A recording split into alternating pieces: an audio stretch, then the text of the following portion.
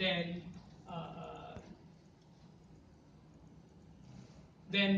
the result will have 1 there, right? And in the Boolean case, plus becomes odd, right? So this multiplying this row by that column and adding it up to yield the element, to give you the element Bij, you would use and in the case of multiplication, pointwise multiplication, and also or to the place of plus, right? So that's how you, when you take Boolean, when you take matrix operations and try to apply it to Boolean matrix, this is what you're going to do. Okay, so now let's try to understand what does it mean for Bij to be 1. Okay, so Bij to be 1 means there exists some element Aik, right? That should be 1. Okay, and then you must have, in order that 1 be, when you multiply, the other thing should also has to be 1, and you're going to multiply it by with Akj, right? Which means that if you have, there is a k such that Aik is 1 and Akj is 1, right? Then Bij will be 1, correct?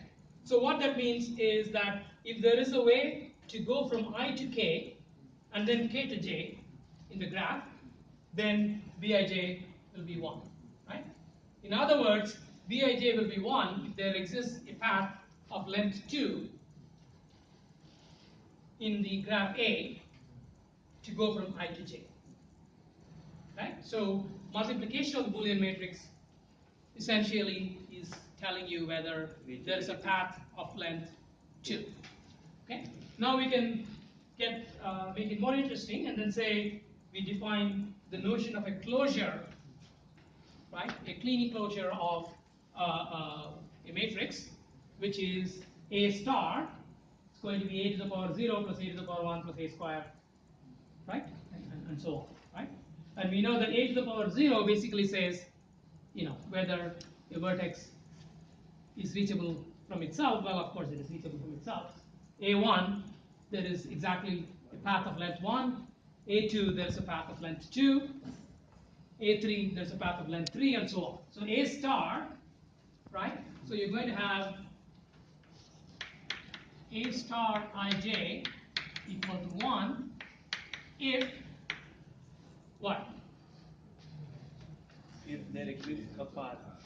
If there is a path between I and j in the graph, right? So a Boolean, a closure operation on the Boolean adjacency matrix corresponds to path connectivity in a graph, right? So